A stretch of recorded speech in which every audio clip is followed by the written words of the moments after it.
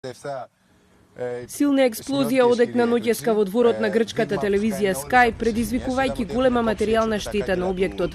Според полицијата, експлозијата се случила во 2:30 часот ноќеска, но и предходеле два анонимни повици, едниот во информативниот портал Зугла и во грчката телевизија Антена. Непознатото лице предупредило дека е поставена бомба во телевизијата Sky и неколку пати потенцирал дека не станува збор за фарса и дека бомбата ќе експлодира по 45 минути. Делот околу зградата на телевизиската куќа веднаш бил затворен, а од силината на експлозијата се искршени прозорците од првиот до шестиот кат на објектот.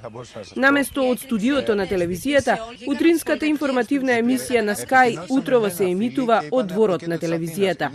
Иако никој не ја презел одговорноста за нападот, вработените новинари прстот го вперија во грчката влада, обвинувајќи ја дека преку нивните изјави медиумот станал таргет. Државата која е обврзана да го охрабри плурализмот и да ја заштити безбедноста на медиумите и незините вработени, ги игнорираше нашите предупредувања за постојаните закани кои ги добиваше Sky TV.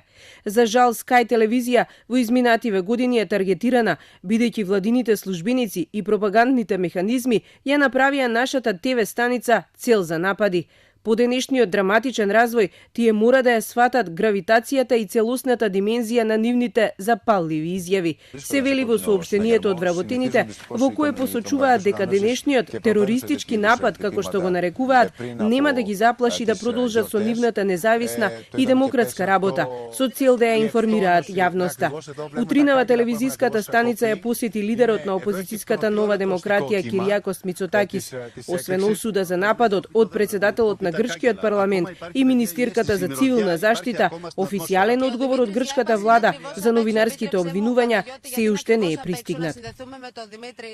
Απλά δείχνει ακριβώς εδώ, Ηλίας, δείχνει ακριβώς πόσο έχει φύγει όλο το κράσπεδο με τα ασίδερα.